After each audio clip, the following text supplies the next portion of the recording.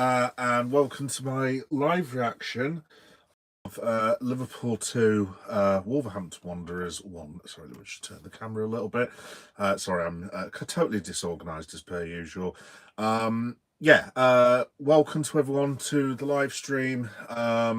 Just watch the bits and pieces of the Liverpool Wolverhampton Wanderers game. I'm going to talk about it a little bit. I hope everyone's had a really good Christmas going into the new year. For regular subscribers, obviously I've already put this on my channel, but very sorry that there's not been too many live reactions to wrestling and other things and bits and pieces recently. The last 5 or 6 days before Christmas, as most of you all know with children, was completely and utterly completely insane. And basically, long story short, I had to sack off doing any live streaming of any kind due to work and nonsense and this, that and the other. But yeah, back now, and I get to talk about Liverpool actually winning a game of football, which is always good. So if you've never watched me before, basically this show will be on YouTube videos probably later on tonight, early tomorrow morning. And it's also available as an audio podcast. That'll be under Geek Boy, a Liverpool story. So if you just type that in, basically, I mean, you'll get the link from YouTube anywhere if you want to listen to this podcast, or you can just stream the video and listen to it in your earpods as a podcast, I guess. So yeah, there we go. I mean, the first thing that I wanted to talk about, really, so I've done a couple of shorts which should be hitting Tinternet any time now, I hope, although my YouTube is being a little bit annoying, to be honest. So I'm hoping this stream stands up. I just wanted to pay tribute to Ruth Cardosa, who is the wife of Diogo Jota, and I hope I'm pronouncing this correctly. Dennis and Duarte, I think, are the Diogo's children's names. I just wanted to say, to be honest, that I was actually more bothered today about what was going on with them, basically, because that was a huge thing for the family to have to go through. I mean, I'm sure obviously it's helped them a little bit, so they can get to see, especially the children, they can get to see how much their dad was loved by everyone at the grounds and everyone around the world. But obviously you've got all those people watching you as kids. It must be a good experience, but also quite a harrowing experience, I guess. I just wanted to say shout out to those little kids because they were very, very brave today.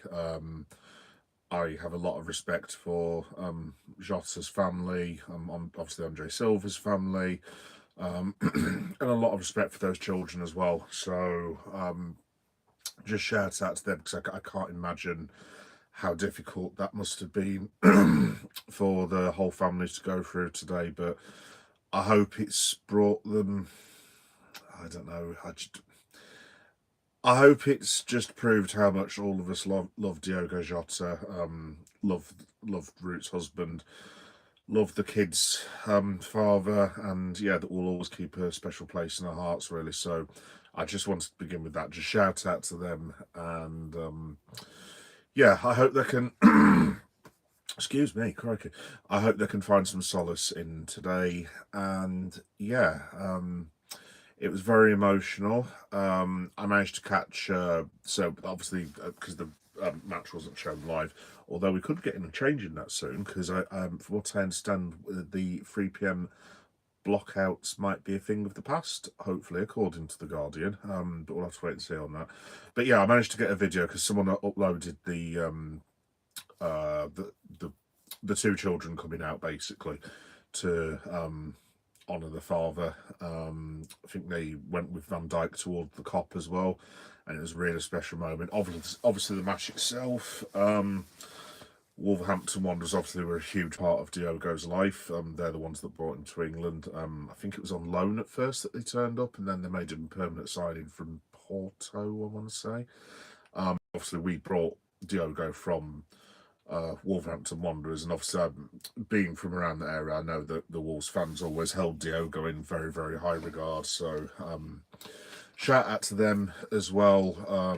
Wolves came last night before the match, and I think laid a couple of wreaths at the Diogo sort of memorial at the sort of back end of Anfield, basically, is where all the memorial stuff is. So you've got the Hillsborough memorial, and then just the opposite side of that's where the Diogo stuff is, roughly, basically. And I know Rob Edwards and all the Wolverhampton Wanderers players came last night and did a tribute and stuff. So yeah, shout out to them.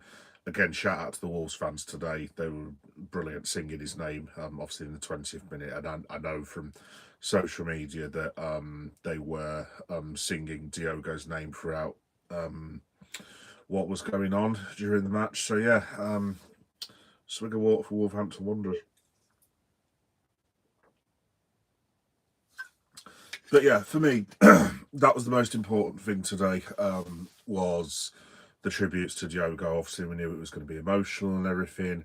And like I said, I just hope a lot of people that are still suffering with the news, from Wolves fans to Liverpool fans, Portugal fans, I forget the other, Porto fans, and the other two clubs that Diogo played for. I'm really sorry, but I can't remember the names. My apologies.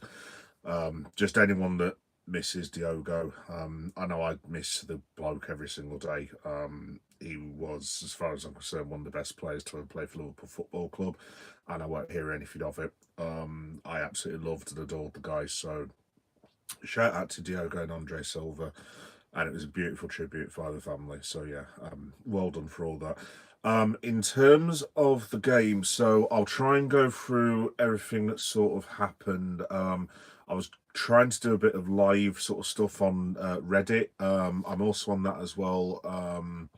What am I on Reddit for Liverpool? Let's have a look. I am Liverpool _ Geek Story, if anyone wants to follow me on that. So I've got my own Reddit page where I do like analysis and stuff like that. But yeah, in terms of the team news, there was only 2 changes in the end. Well, I mean, there was only 2 changes because we had bugger all changes to make, basically. So Chiesa finally, thank God Almighty, actually came in. Seemed to play okay, but at the end of the day, I do feel a bit sorry for Feddy, because it's like, when Arne throws him in from the start, it's like, go on then. All these people are saying that you're so good. Crack on and get on with it. It's like, well, I'm not in a regular rotation, so what do you expect me to do, kind of thing. But, you know, to be honest, he seemed to play okay. Nothing spectacular. But the only thing I'll say about Feddy is, if anyone deserves to be in that Liverpool team this year, other than Dominic Szoboszlai and Hugo Ekitike, maybe Virgil van Dijk and Alisson, I'm sorry, but it's Federico Chiesa. Well, obviously Wirtz, because Wirtz is now playing finally really well. Chiesa deserves to be in that team more than anyone else. I know there's a bit of debate between Liverpool fans about if he's good enough. Everyone's entitled to an opinion, but in my humble opinion, Federico Chiesa is more than good enough to play for Liverpool Football Club. As simple as that. Can he play every single week? Given his injuries, probably not.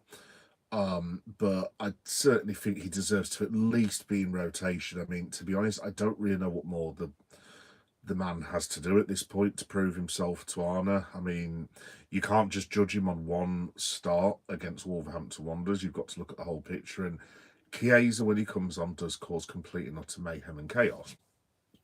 I mean, just off the top of my head, obviously, he got his goal against Accrington last year. He scored in the League Cup final with all of about 6 or 7 minutes, and I think nearly laid on a pass for an equaliser when he came on for that. This year, obviously, he got the winner against Bournemouth. He got a goal against Crystal Palace that very nearly got us a point. He did the assist for Gakpo, 2 assists for Hugo Ekitike against Southampton. That amazing run and clearance off the line against Sunderland. Look, when Chiesa plays, he does have an impact. And I'm just so pleased that he got a start today. I mean, like I said, I think Slot's hand was forced, because the only other thing that I thought he could have possibly have done today is either play Rio Ingamoa as a third striker or have him coming from the wing, or you basically shove Trainioni in midfield, and then you have, I don't know, Wirtz just behind Ekitike or something like that. Maybe you have to play McAllister a bit further forward, which would have been ridiculous, to be honest, when you've got a Italian international striker on the bench for me. So I'm really glad that Fede got the chance. Hopefully he can stay in for a while now, because I genuinely do think he deserves a chance. I would have him in the squad against Leeds. Sorry, in the squad. In the team against Leeds personally.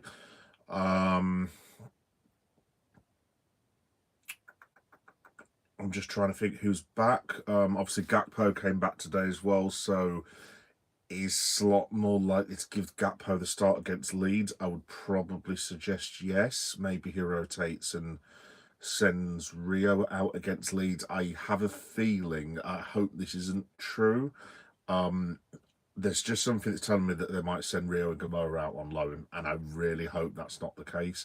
Not because they've made a mistake or anything, but just because he just isn't getting enough football. I mean, obviously he does get minutes, but I mean, they're very, very limited. And he's playing for the under-21s periodically, but probably not as much as we were all expecting after that goal against Newcastle. So maybe he goes out on loan. Honestly, I don't know. But I would definitely play Chiesa against Leeds, because at the end of the day, look, we've got no Isaac, we've got no Salah. Gakpo's literally just come back after, what, a month? 5 weeks or something like that.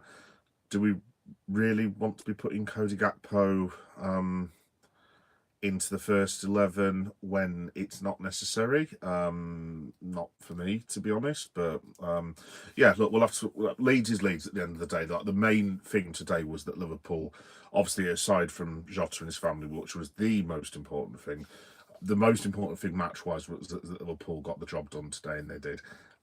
Obviously, I've seen all the social media moaning and complaining, and yes, it wasn't the finest second half in the world. Thought first half, from what I pieced together, the rest played okay. I think the trouble is they went so. I mean, they got 2 goals before half time, which was great, because I mean, it was a bit of a stalemate. Obviously, Liverpool were the better team. Gravenberch got the first goal. Absolutely beautiful cross and movement from Jeremy Frimpong. I mean, that's already, what, 2 assists in 2 games that Frimpong's got. And this is probably how Arnold wanted to play. I mean, technically, strictly speaking, I was thinking about this earlier. This is probably Slot's team that he would want, give or take Isaac and maybe another central defender going forward, and maybe Dominic Szoboszlai. It's going to be as close as, because obviously you had Kirkes and Frimpong playing as well. I mean, defensively, again, Liverpool, I mean, this is what's so annoying about that bloody goal. Defensively, they were fine.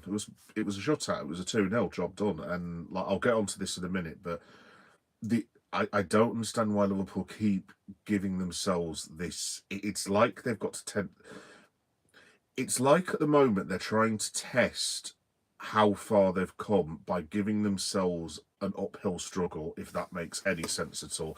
I'm sure they're not doing it deliberately, but I mean, obviously they did it against Tottenham, got away with it. They did it against Leeds, kind of got away with it, but not really. Obviously they've got away with it today to a certain extent. So look, they are showing resilience, but I mean, look, obviously Wirtz gets the second goal, really, really good goal. Ekatike, beautiful assist, sort of swivels, sets Wirtz off. Wirtz then just sidefoots it into the corner. Like, this is now Florian Wirtz, as far as I'm concerned. I mean, off the top of my head, he's done 2 assists, 2 goals, and 1 a penalty, I think, in his last 6-7.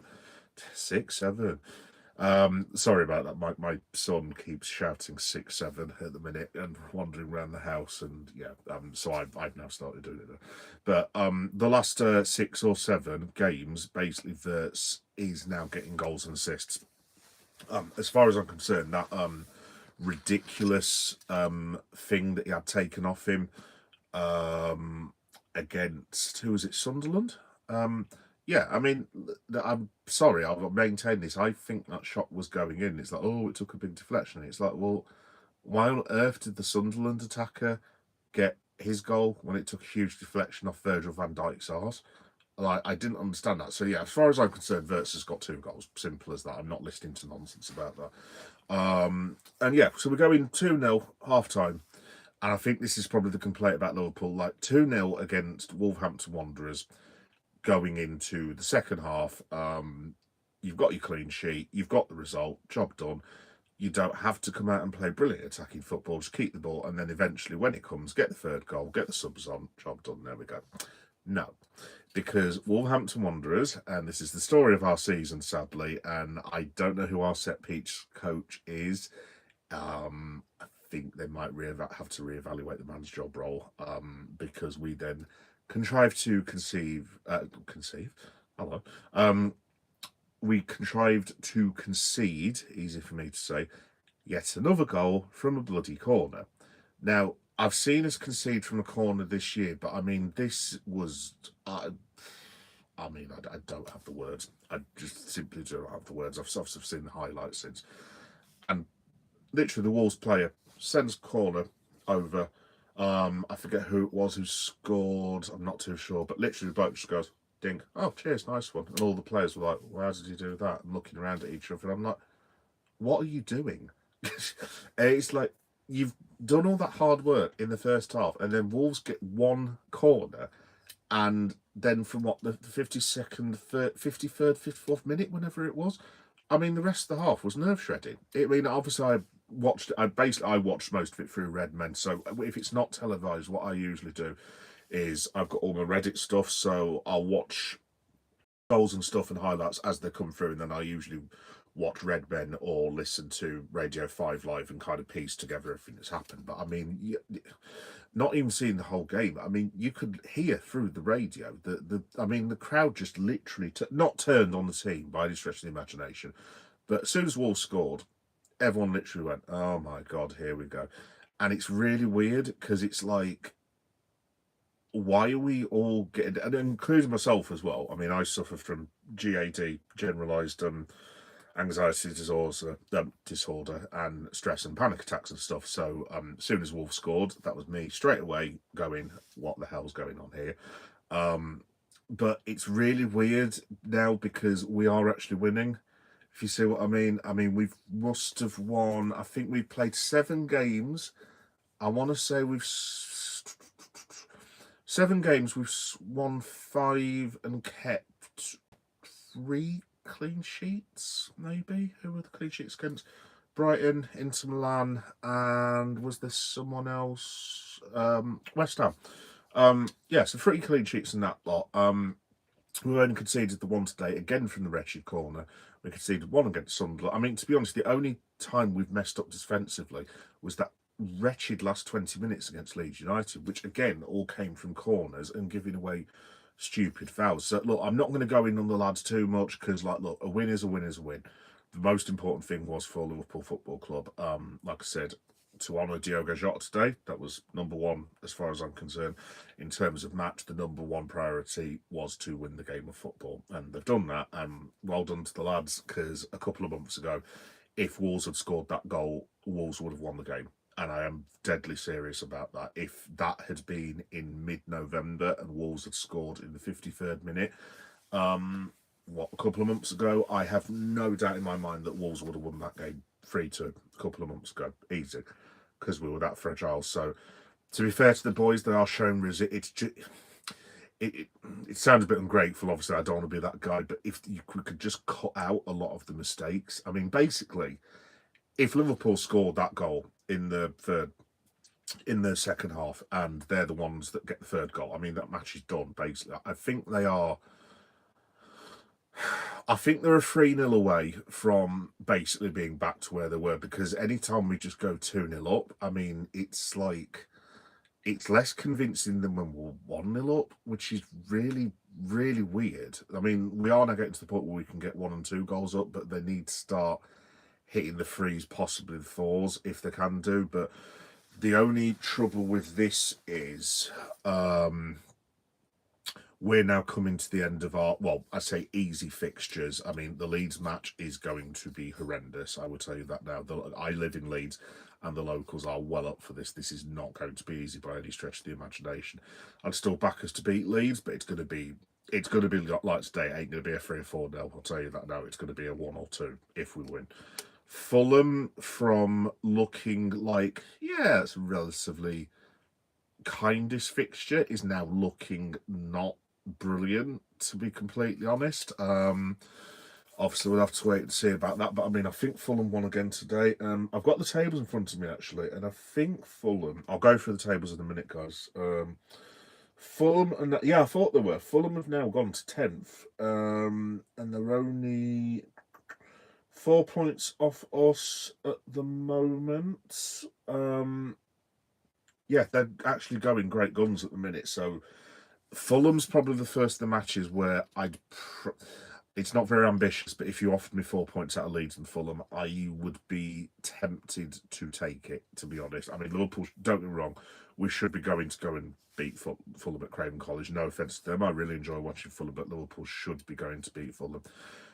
If we can get 6 points, it would be brilliant because obviously after that we have a slightly more trickier game against Arsenal Football Club, which I've got to be honest, if we are struggling to defend corners against Wolves, I mean, Arsenal could, I mean, if Liverpool don't put their ideas up in terms of defending corners, the match against Arsenal could be hugely embarrassing. I mean, obviously we've got Leeds and Fulham to get through first. But actually, to be fair, other than Arsenal, thinking about it, we've got, let me try and think. Barnsley. Oh, by the way, breaking news. Well, nearly breaking news. After this, your boy's going to book his tickets. I am actually going to go and see the FA Cup, not FA Cup replay, FA Cup match against Barnsley because, well, basically, for want of a better phrase, it's the only ticket that I'm likely to get for Liverpool this season. I'm actually going to have to go and try and get hospitality, which I'm not greatly thrilled about because it's not the most unoutrageous price in the world, but it's the lowest of the outrageous prices in the world, if you see what I mean. So yeah, I should be, fingers crossed, going to Anfield in, when would that be, what, 2 weeks? I think 2 weeks on Monday. So yeah, I will be doing like a live reaction from Anfield and trying to hopefully the several goals that we score against Barnsley. So if the Reds could not lose that, I would very much appreciate it, to be honest.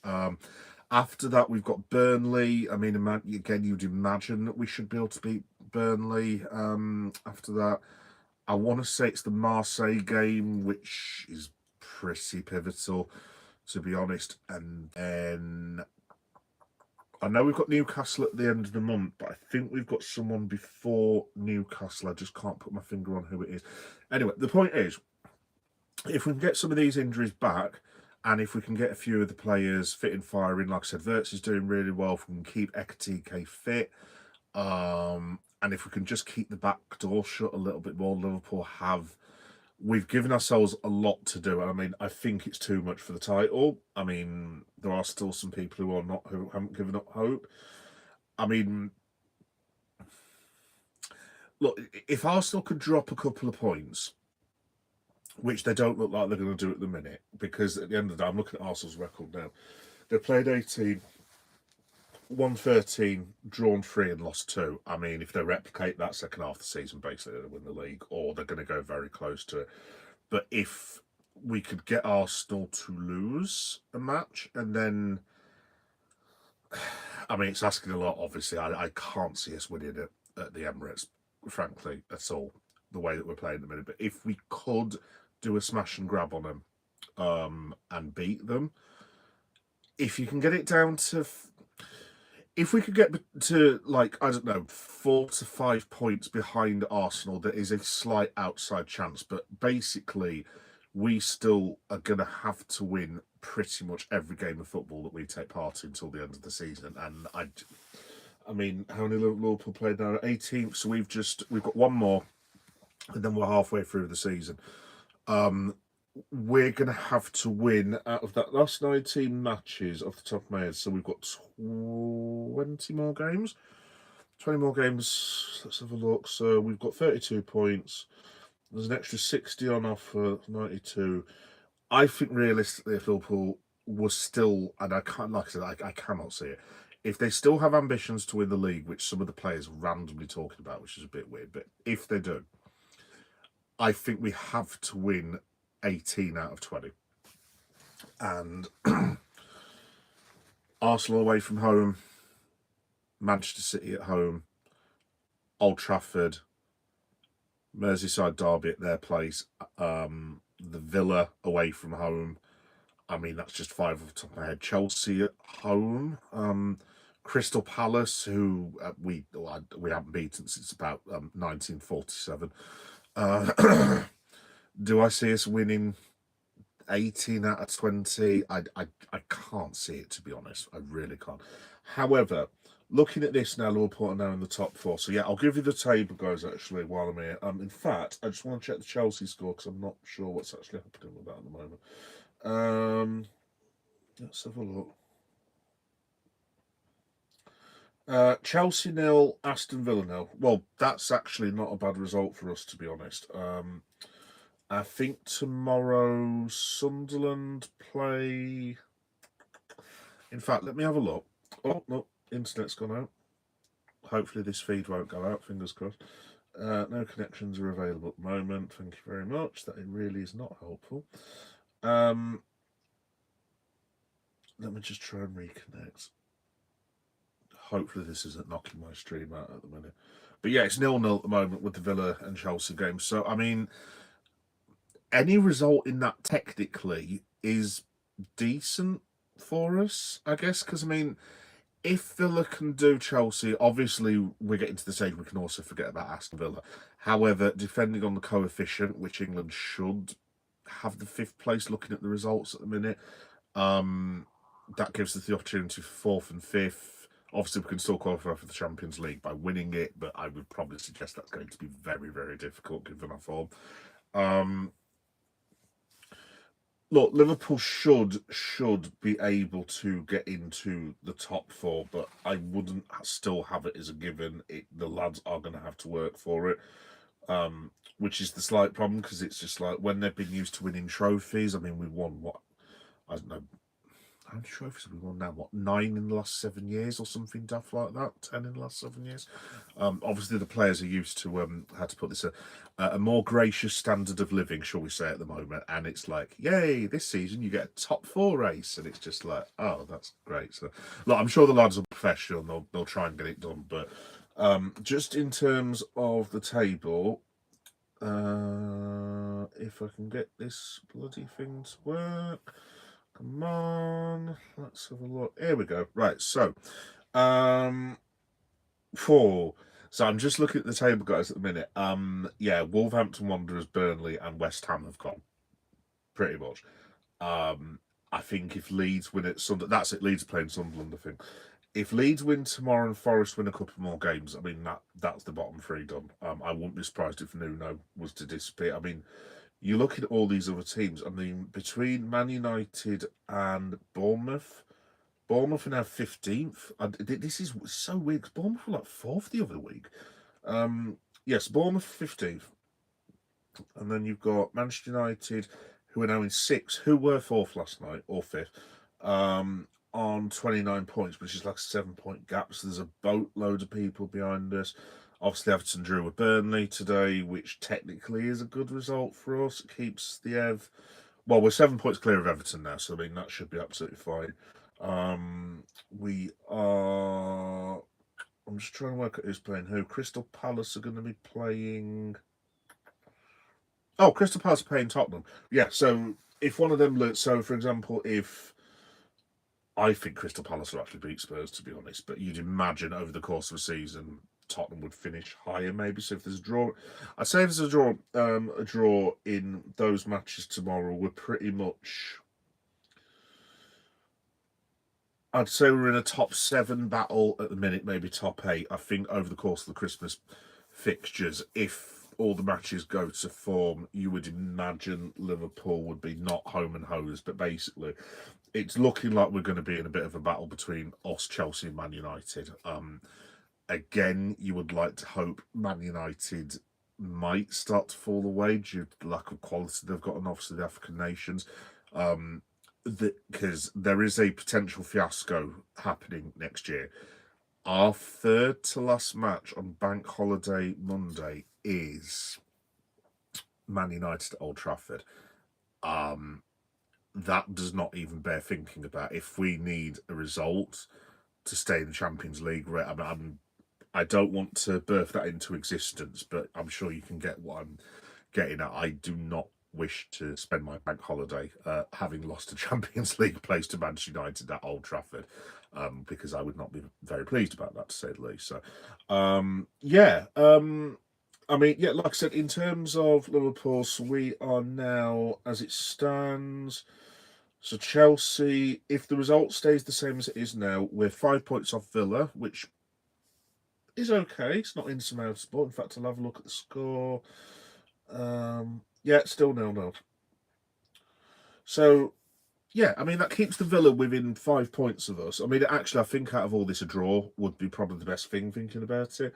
We'd be 2 points above Chelsea, and Chelsea have to come to Anfield. I mean, very difficult match, obviously, historically, but I just think we probably. I know Chelsea battered us, obviously, but they only won against us quite late. If you think about it, we were dreadful in that match. If Liverpool put on the afterburners against Chelsea, obviously they have got Cole Palmer and Evan Nilsson, who's the Brazilian lad. I forget what his name is.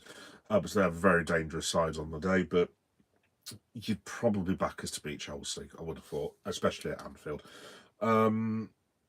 And then it's how far we can claw into the Villa. I mean, if we're looking optimistically, Villa, I want to say, is our third or fourth last match of the season, so that could be quite interesting.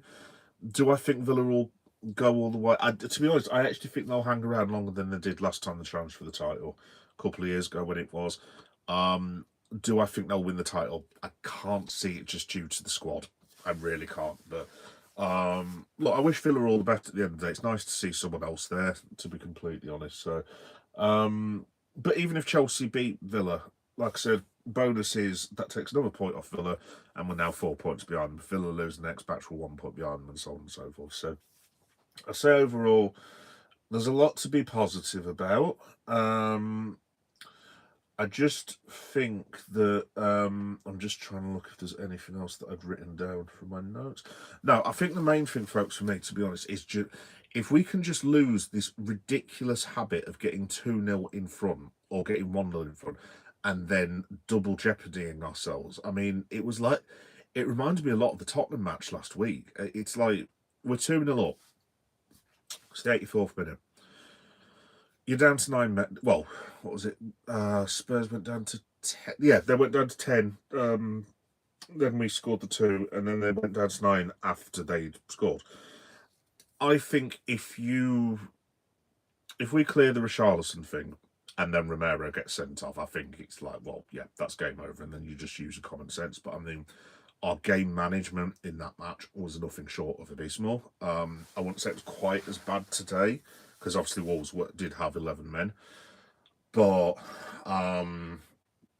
yeah, again, it wasn't great. And I wouldn't say we were hanging on today, but it wasn't like it was the most wonderful fare in the world, to be fair. So, yeah, excuse me again. If we can cut that out, I definitely think the Reds have got a chance of doing something in the league this season. Not winning the league for me. Like I said, we are at the stage where we need Arsenal to start losing a couple of games. I mean, even if it was possible, I'll just have a quick look. In fact, I want to check the Chelsea score again. Still 0-0. For example, let's have a look at Arsenal's fixtures. If I can pull them up. Right, so Arsenal have got. Well, I mean, saying that, Arsenal have got Aston Villa. I've just looked on the 30th of December. So Villa have got basically Chelsea and then Arsenal. So there is going to be some movement. So if we can do Leeds and get a positive result against Fulham, I mean, the league table could be looking a hell of a lot more different. I mean, looking at this, I mean, Arsenal's fixtures, they're not horrendous by any stretch, but they're not great. I mean, you've got Aston Villa at home, which is on the 30th. What day are we on? I don't know. By the way, does anyone know what day we're on today? My missus told me it was Saturday earlier, and I was like, "What? Why is it Saturday for? What's going on?" I've got no idea. I don't even know when I'm going back to work, to be honest. I should probably check that because it might be tomorrow. I don't know. Anyway, so yeah, New Year's, 3rd of January, Arsenal have got Bournemouth. Then they've got us on the 8th of January. Then they've got Portsmouth in the FA Cup, Chelsea away from home in the League Cup, Nottingham Forest away from home, and then Inter Milan away from home. Man United at home. I'm trying to get it out of my mind now, to be honest, because I have started to do some of the sums and calculations, mate. I think if it's so annoying with that run that we had, I think if we'd, for example, just beaten Brentford and maybe taken a point from Crystal Palace, with those extra 4 points, with those fixtures, we'd be 6 points behind Arsenal. Now, 6 points behind Arsenal is an altogether different kettle of fish. I think 6, I'd be looking at that going, well, if they drop points to the Villa and then we're playing us, I mean, you never know. In 2 or 3 weeks, it might be a reverse of what they did to us earlier. Because if you remember, the Arsenal were, I mean, God knows how many points there were behind us. I think there were 6 or 7. Honestly, my son, Jesus Christ. I wish he'd never taught me about that. I really do. It's the most bloody annoying thing I've ever heard in my entire life. But yeah, no, basically, if we were 5 or 6 points behind the Gunners, I would have thought, do you know what? This is actually on at the minute. I just think, unfortunately, we've just left ourselves far too much to do. And I'm kind of hoping, well, obviously, that we qualify for the Champions League, don't get me wrong. I really hope Arsenal don't falter towards the end and we end up being something daft like 6 points off them, because we're all just going to be sat there going, if you hadn't done that stupid bloody run, maybe it would have been different. But look, I suppose Liverpool's still got a chance, but basically they've left themselves with snookers. We cannot afford to. We can basically afford to lose one match from the next 20, and even that, we'd have to be winning 18 and well, I'd probably say you could get away with 17 wins, 2 draws, and 1 loss, because off the top of my head, that would give you 50. That would give us about, if my maths is correct, about 88, 87 points, something along those lines. Are Arsenal going to get that many? I don't think anyone's going to break 90 points this year. I've just got a feeling it might end up being a higher 80-point league this year. I could be completely wrong. So, yeah, look, I don't know at the end of the day. But like I said, for me, I just cannot see Liverpool winning the league. I guess I'm just happy that we're on a 7-match unbeaten run. We haven't lost for, like, I don't know, thank God, for about a month, because that was getting really bloody depressing, to be honest. And I think I'm just kind of enjoying being undefeated. I think the thing is with Liverpool, we are probably going to be a Champions League team this year, in respect of, do I have any confidence that we are going to get 6 points against Leeds and Fulham? No. Do I think Liverpool could lose to Leeds and Fulham, but then randomly go and beat Arsenal when everyone expects us to lose 4 or 5-0? Yes. Wouldn't surprise me in the slightest, because that's what Liverpool are basically. That's where we are at the moment. Obviously, in terms of the injuries, didn't mention that before, but Cody's back today. He actually came on in the. Let me see if I can find it for you, because I've got the Liverpool Echo live stream. I want to say Gakker's came on the 88th minute. Here we go. Yeah, so Ekatike makes way for Gakpo. So yeah, Cody Gakpo did come back today. I don't think. Yeah, no, Bradley didn't come on. Trainee only came on for Florian Wirtz, who, like I said, was probably man of the match from what I can see. He was outstanding today.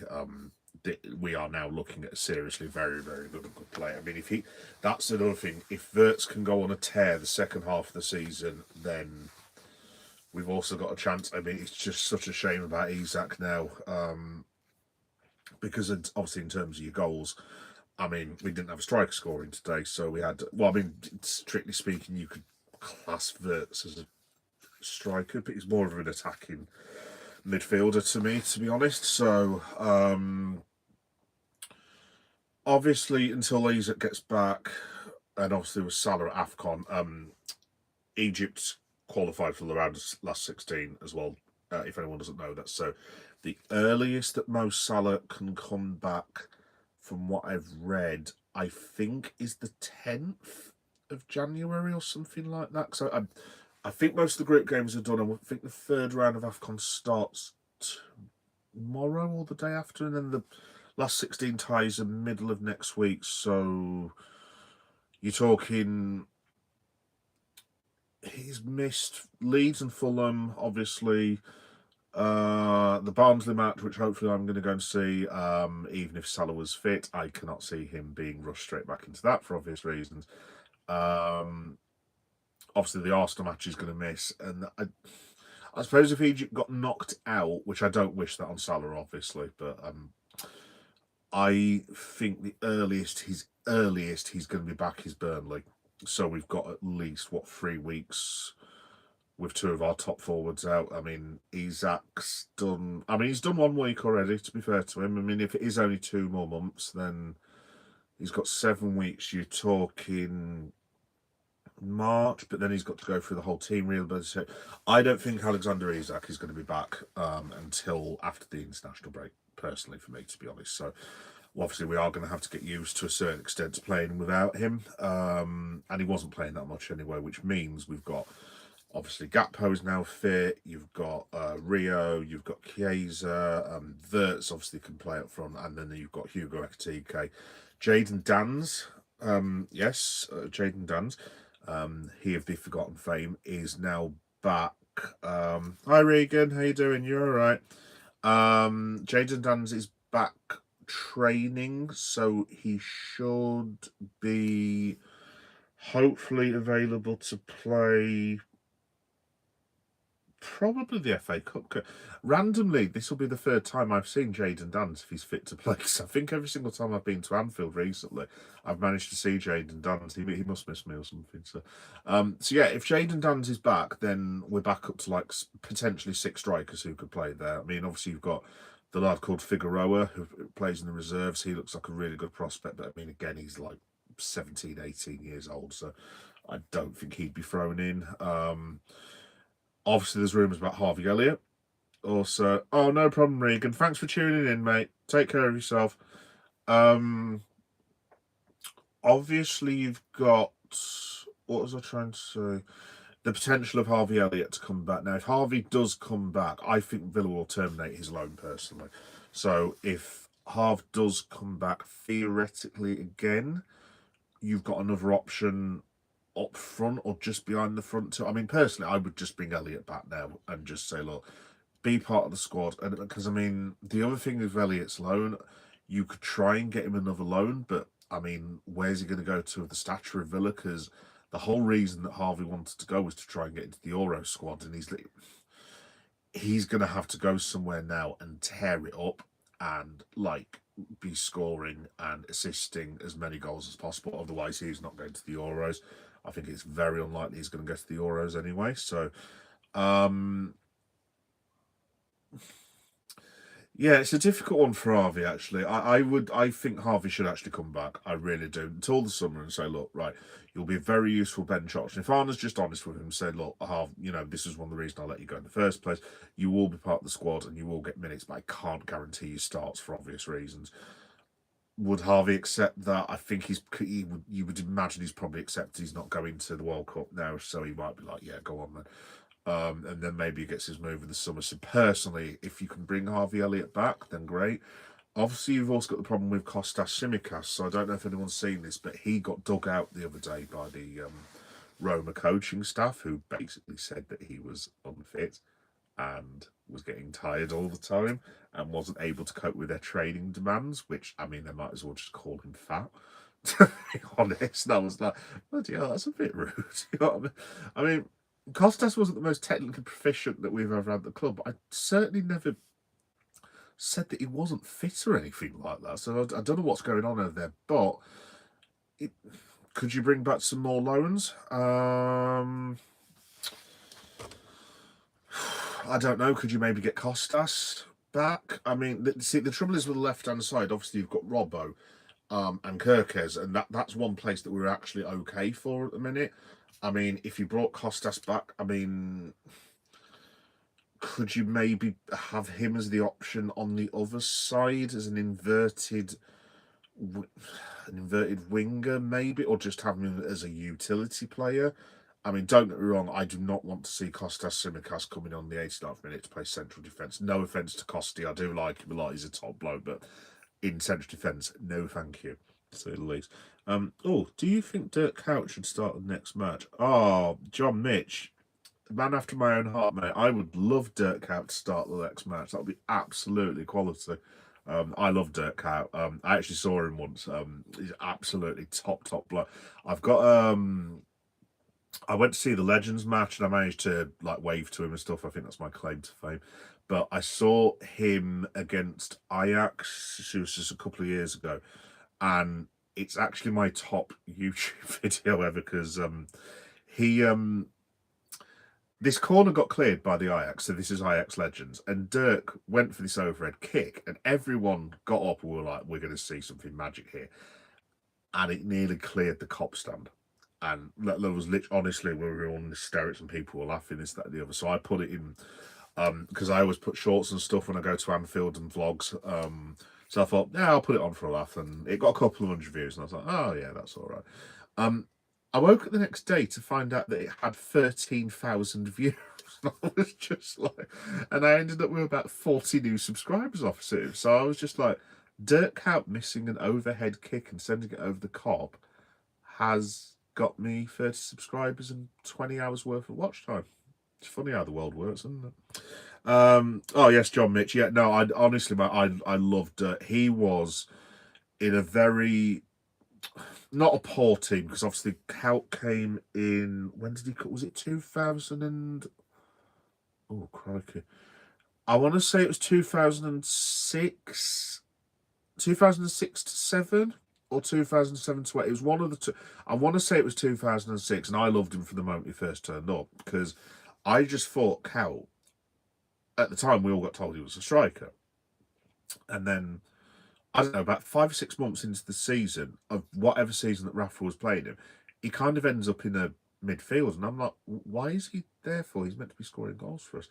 And he was one of the best ever in that position. He was basically like a really good version of Joe Linton. If hopefully my Newcastle United sporting friend is not watching this live stream at the minute. But yeah, that's the only thing I can equate him to. And the great thing with Kuyt, he assisted, but he'd also be good for 10 to 12 goals every single season. I thought he was an absolutely superb player. Complete gentleman as well. Like I said, I've seen him a couple of times and he's just like one of the most humble human beings. I know he's had a bit of trouble with his coaching and stuff. I think he's back coaching now. I know he got sacked from one of them, unfortunately, but I wish him all the best because he's a lovely bloke, mate. Absolutely fantastic fella. Yeah, right midfield. That was it, John Mitch. Yeah, it was that team that we had when you had. Yeah, like you said, Torres, Benayoun and Stevie, it was in around that sort of era. So it was around the Ryan Babel era as well, and then obviously he linked up with Suarez as well. When Suarez turned up, he did that when Suarez assisted Kuyt for all 3 of his goals against Man United. I mean, Kuyt, all he had to do was tap it across the line for all of them, but that was amazing. I think that's why Kuyt's so loved as well, the amount of winners he got against Man United. I think 3 of them, possibly. I can't remember. But yeah, no, I used to really like this. It's a shame what happened to that team, actually, because that team should have won far more than. I mean, obviously we won the European Cup, but that was early Rafa. Then we won the FA Cup, and I think Rafa also won the Super Cup, I want to say, because God, this is like nearly 20 years ago now. No, it was really good, mate. It was really good. But you got to that team when you had sort of Alonso, Mascherano, Torres, Stevie G. You had that whole 4 thing with Dirk Kuyt. Benayoun could come in and out of the team. He was another one as well, very underrated in my opinion. I really enjoyed watching Yossi play. You even had people like Albert Riera, who obviously didn't have the greatest career, but he could just come in and out of the team. That was a really good team. I remember when there was that crazy week where we beat Man United 4-1 when Desena lobbed Van der Sar, which was brilliant. Then we beat then we beat Real Madrid 4-0, and then Aston Villa 5-0. I think this is all in the space of the week. Absolutely, just brilliant. That team that team should have won the league, and I still believe Liverpool should have been champions. But if any of the younger kids are watching, I'll just say the refereeing of a certain team up the East Lancs Road wasn't exactly stellar, and I'll just leave it at that. Torres or Suarez for me, Torres. Oh, God. I'd just go Suarez, John Mitch, to be honest. Don't get me wrong, I'm not a huge fan of that man. Obviously, Liverpool-wise I am, but if you just take a look here, that's my nationality.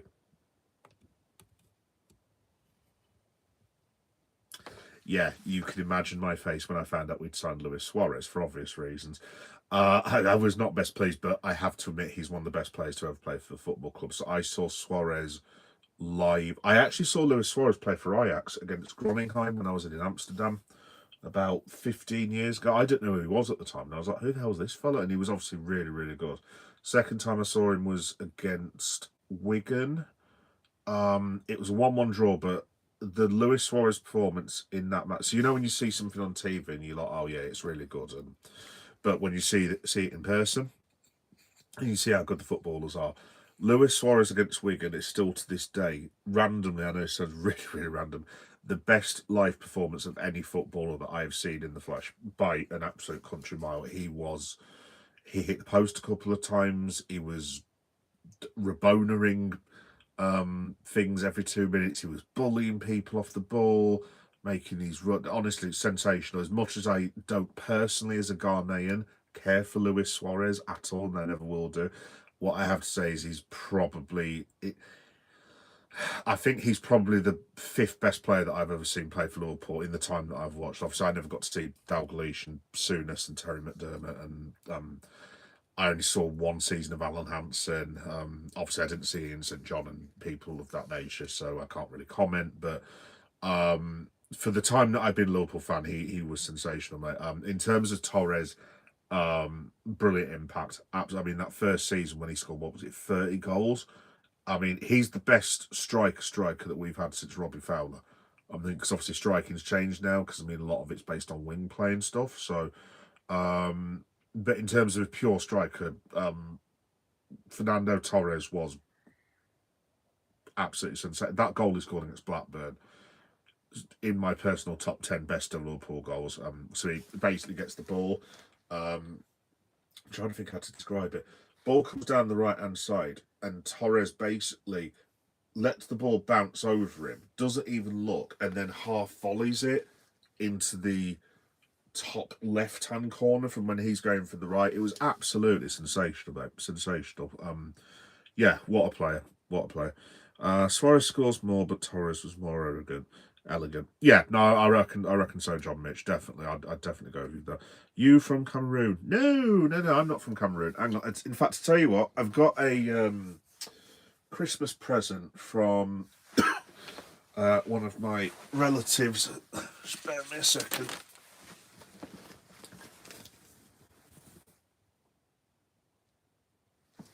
There you go. Close. No, I'm not actually from... I was born in England, obviously, but I'm like dual heritage. So, yeah, Ghana's ended up being like my national team. So when the World Cup draw happened the other week, that was quite interesting for obvious reasons, because Ghana are going to play England. So, yeah, let me put it this way. I think I will have to watch that at my mother's house and not at a public house, because I don't really want to be... getting sent to one of Her Majesty's finest hospitals, if I can help it, to be honest. But yeah, no, I'm really excited, mate. I'm really looking forward to the World Cup. Just because it's different when it's Ghana, because it's like you're not expecting anything particularly from them. And don't get me wrong, we've got a really good team. We've got Kudus, Fatuwu, Semenyo, obviously, is pulling up trees. We've got Thomas Ashanti, plays for Coventry City. The gentleman who used to play for Arsenal, whose name will not be mentioned. Jordan Ayew. Obviously, we've got some very, very good players. So I reckon Ghana could get out of that group. I really do. I mean, obviously, it's going to be difficult because I've wound up the English lads and stuff, but I'm not expecting Ghana to beat England, but I can't see that happening. Croatia, point maybe, if we can get 3 points against oh, I forgot who the bloody team is now. Not is it not Tunisia? Who the hell is it now? Anyway, whoever the third place team is, if we can get that, yes. Ghana 2010, what a team! Oh, dude, yeah, you're speaking my language now, mate. That was a brilliant year. It was absolutely brilliant. The World Cup was just, like I said, I know what Luis Suarez did for Liverpool, but and I have tried so many times to forgive that man, but I can never get that handball out of my head. And I I understand why he did it, and I'd probably do the same thing. If he just humbly walked off and gone down the tunnel, there probably wouldn't have been a problem. It's when he went deliberately over to the Ghanaian fans and started doing all this business. And I'm like, dude, your fans are there. Well, what are you doing? Yeah, I don't know. It's just one of those contradictions of life, mate. And Thomas Partey shouldn't be mentioned. Yeah. Yeah, like I said, I'm not going to comment on Thomas Partey.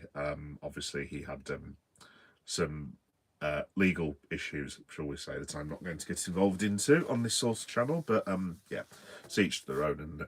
And yeah, folks, that, to be honest, that's pretty much it. So thanks everyone for sticking with me and stuff for my first live stream in a long, long time. Thank you, John Mitch. It's been really nice chatting to you, mate, as well. I'm just trying to see if there's been any other Liverpool news before I go. I just want to see if there's been any injuries or anything. Because the last thing we need is injuries. Let me have a look. Oh, that's fine, John Mitch. Yeah, don't worry about it, dude. Like I said, it's one of those things. None of us were in the room at the end of the day, so we don't do it. So yeah. Obviously, from my point of view as a half Ghanaian, it's slightly embarrassing. Oh, Chelsea are winning. When the hell did Chelsea score? Oh, Chelsea scored literally about 10 minutes ago. Oh, right. Okay, fair enough. So, Liverpool reaction.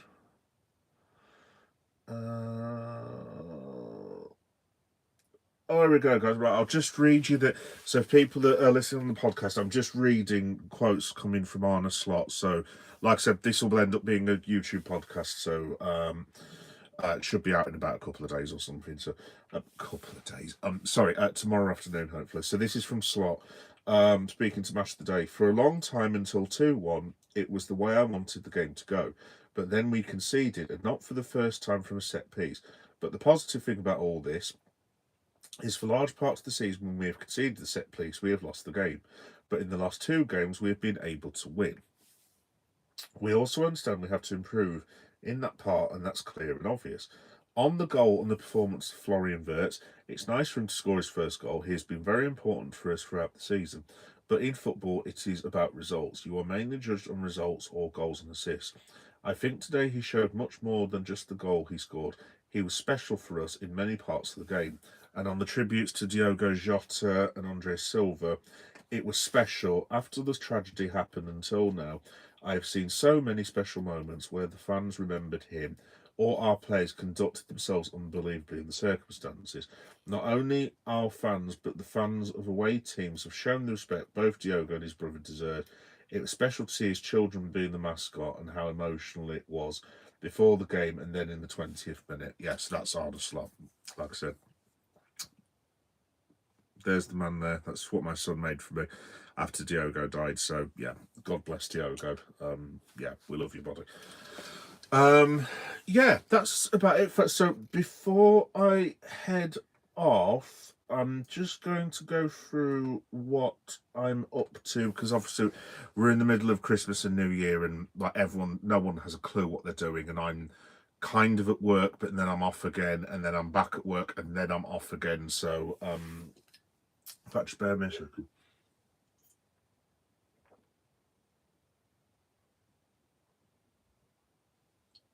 So yeah, there's absolute chaos going on at the moment. But just in terms of what's coming up on the channel, and whilst I'm on here as well, whilst I've got you, if you are new to the channel, I'll do the spiel. Obviously, I'm not just a Liverpool fan. I've got loads of different stuff on my channel, so I cover Comic cons, I do lots of toy hunts. In fact, I'm going to be doing a lot of Christmas videos for the stuff I've got. So, in fact, I'll just show you the geek room. That's all my stuff that I've had brought for me. So I've got Funkos, Marvel Legends, WWE stuff. I've got this new Liverpool shirt. Got them books, got some wrestling figures, got some money, which is sweet. So yeah, all that's going to be on the channel because I usually do Toy Short Friday, which is when I put stuff like that on, and you know, in like the YouTube shorts, and lots of people seem to like it, so that's fine. So yeah, I do that. I do live streams of pro wrestling as well. What else do I do? Obviously Liverpool live reaction, which is what you're watching at the minute, and I go to football stadiums as well. In fact, I'm hoping to go to a couple of places in the northeast in the next couple of weeks. One which Alex Isak is, I'll just say, not hugely popular at. So yeah, hopefully that'll be on the channel soon enough. So yeah, I do lots of different things, but basically, if you just click onto the channel, so it's Geek Boy Meta 7381. Sorry, at Geek Boy Meta 7381. And then if you just go onto the channel pages, obviously as you do, there's about 13, 14 different playlists. So if you just click onto them, like wrestling, for example. Oh, speaking of wrestling, AEW. I'm going to cover that this evening because I'm going to order the World's End pay-per-view if I can actually stay awake for it. Fingers crossed.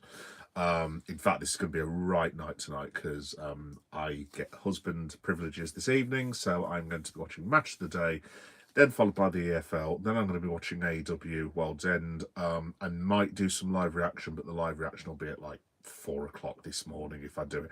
If not, I'll try and do a bit of live reaction to World's End tomorrow. But yeah, in terms of AEW, like for example, I've been to Forbidden Door, I've been to both All-Ins in London. All of that is on the channel. If you like WWE, I've been to WWE Leeds, WWE Sheffield, and I've got loads of obviously Liverpool content as well. So if you just go to Geek Boy Does Liverpool, there's vlogs of 2 Legends games, the Southampton game, 2 Bilbao games, and the Tottenham semi-final from last year. Like I said, I should, fingers crossed, be going to see Liverpool against Barnsley in 2 weeks on Monday. So what I'm going to do, as soon as I've booked it, I'll let you guys know who are like Liverpool fans. But as soon as I've booked it, basically, well, obviously I'm going to get a hotel, goes without saying. I'm going to try and go around the city for a start off because there's loads of geeky places in Liverpool as well. I want to get to, what's it called? What? Not World's End. Worlds Apart. It's like a comic book shop there. Love your Manchester United, Tom. Didn't know the Greens cheer. Dude, that's not Man United, mate. It's Mighty Reds. Mighty Reds. Definitely don't support them, dude. No chance.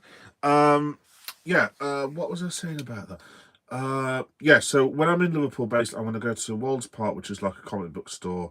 There's a really cool Forbidden Planet there that I'm going to get fancy dress. Not quite, dude. Not quite. I take the point, though. I take the point. Yeah, Forbidden Planet. I'm going to go to the docks in Liverpool. Because I've been given a husband pass. Everton. What's going on, lad? You might as well be swearing at me. It's fine, dude. It's fine. I'm in a good mood. It's Saturday night, and I've got a few days off, and I get to drink tonight. So yeah, it's all good. It's all good. Speaking of drink, I'm going to be going round several pubs in Liverpool because I've been given a husband pass, which means I'm going to the hotel on my own, so I'm going to be left unsupervised. So prepare bars in the evening of the 12th. So win, lose or draw. I'll be doing that. I'll be doing some live reaction from Anfield as well. I might do like one of my podcasty things from there as well. Maybe from Hotel Anfield or something if I'm allowed to do it. I should probably ask him that first, actually. And yeah, so there'll be loads of bits and pieces, and then there'll be all the goals that Barnsley score against us, because guaranteed, of course, because I buy a bloody ticket, Barnsley will end up beating us 3-0. I can just see it now. But look, I love going to see Liverpool, and I don't get to do it very often. I mean, I'm privileged to an extent. I get to see them 2 or 3 times a year, which is better than a lot of other people at the end of the day. So yeah, can't wait for it. It's going to be really good. Not tonight, haha, pulling your leg. That's fine, Johnny. That's fine, Johnny. Not a problem, mate. Not a problem. No, like I said, mate, no one's likely to be able to. No one's likely to be able to upset me tonight, Dave. Well, unless Chelsea go on to win 5-0. I don't really want to see that, to be honest. But yeah, folks, if anyone wants to subscribe, basically, like I say, it's Geek Boy Meta. What is it? My son's tried to teach me this. At Geek Boy Meta 7381, and there's a little subscribe button. You just go subscribe. But if you just want to come on here and chat, I don't mind chatting with people. I like chatting with all of you who are subscribers and stuff. So you don't have to subscribe if you just want to come here and chat and have a couple of beers and talk about random shit. Excuse my language, by the way. Absolutely no problem, as long as there's no racism or weirdo people, because obviously it goes without saying I've had many of them since I've been doing this over the course of the last year. Yeah, including some very strange people who were calling me the Angel of Death the other day. Yeah, I'm not sure why. That was really weird, actually. Shout out to the Angel of Death people.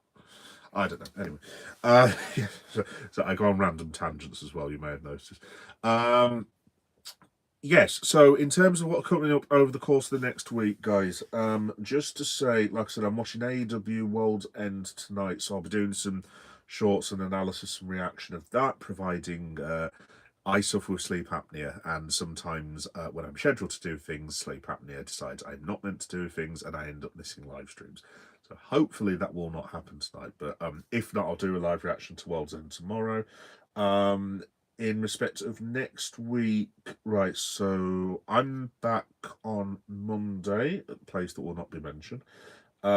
Tuesday, I'll be doing the reaction to Monday Night Raw, which will be at 10 o'clock on Tuesday.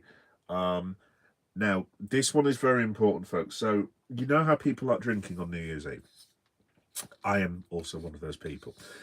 So, we are due to play Leeds United, which is where I'm from. And obviously I will be keeping my opinion to myself on that day for fairly obvious reasons. But I have scheduled in a live reaction to do at about 10:30, after the game's finished. With this being New Year's Day, however, I'm not going to guarantee it for obvious reasons. So if you smell the rock is cooking. So if worse comes to worse, I'll just do the live reaction the next day. So it'll be like, I don't know, January the 2nd, which would be the Friday, I want to say. So yeah, that's coming up next Thursday. Then there'll be Toy Shots Friday, which is where I put a load of toys on. So it'll be a lot of the Christmas stuff that I just showed you. Saturday, off the top of my head, I should be doing live reaction to SmackDown. I know we're playing Fulham on one of the days, so it's either going to be Fulham or SmackDown. It might be a combination of both. I don't know, but yeah, basically that's roughly what's coming up on the channel. Like I said, in terms of January, I can't announce anything yet, but I'm going to be going to, hopefully, fingers crossed, see Liverpool against Barnsley. In fact, I'm going to try and get the tickets basically now, pretty much. In fact, I'll probably do it tonight when everyone's gone to sleep, and then I can have a beer to celebrate. So yeah, like I said, when I go to Liverpool, I'll try and take as much video as I can do. There'll be a couple of vlogs. There'll be a vlog from Liverpool. I'll probably try to go via Manchester on the way home, so I can go to some cool places like Affleck's Palace and stuff. Or I might just stay up in Merseyside and just drink for 24 hours, whatever. But yeah, I love Liverpool. Obviously, I love the club. I love the city, so I'm really looking forward to going back. And I haven't had a break for quite a while, as in on my own, because I like doing random stuff on my own. So yeah, really looking forward to that. That same week, potentially, I can't promise at the moment because I need to look at the prices because they're not exactly the cheapest. I might be going to see WWE, potentially in Newcastle. So the plan is, if I can go there, I'll be coming back from Liverpool on the Tuesday. I'll be at home for one day. Then I'll be back on the road to Newcastle on the Thursday. and then staying till the late Friday night before getting back in Leeds. That'll be a right week. I'm really looking forward to that if I can get it over the line. While I'm there, I'm going to try and go to St James's if I can get down to Sunderland as well, because I've actually never seen the Stadium of Light, so I wouldn't mind going to see that. I think Sunderland to Newcastle is about 20 minutes, 25, something like that on the train. So yeah, hopefully there'll be a couple of live vlogs from there as well, because I usually do live vlogs of the stadiums wherever I can do, and yeah, all in all, that should be a pretty good week. So that'll be the week of the 12th. So that'll be Liverpool, followed by loads of stuff from Liverpool, followed by Liverpool on the second day, followed by Newcastle, trip to St James's Park and to Sunderland, going to some geek shops, and then going back to Leeds, and then having no money for 10 days until I get paid. So yeah, no, it should be really good, folks. It should be really good. But yeah, yeah, I think that's it, guys. So thanks everyone who contributed today. The rest of the subscribers were all obviously at the pub. Seriously, that's fine. That's fine. Obviously, I know it's like sort of Christmas time and everything. Everyone's with their families and stuff. So thanks for the people who have tuned in tonight. Like I said, this will be on YouTube podcasts and a YouTube video. Hopefully, I would imagine by tomorrow afternoon. Fingers crossed. But yeah. Thanks everyone for watching. I might be back on, what time are we on now? 20 to 6. What time's AEW finish? There's potentially I could be back on in about 10 hours time. Basically, that's how long I have to wait for AEW to finish. So I won't set that as a live stream. That's just going to be if I can stay up. If not, I'll try and do some bits and pieces about that tomorrow. But yeah, cool. Nice one. Thanks everyone for watching, and I'll see you all soon. And up the effing Reds. See you later, guys. Bye-bye.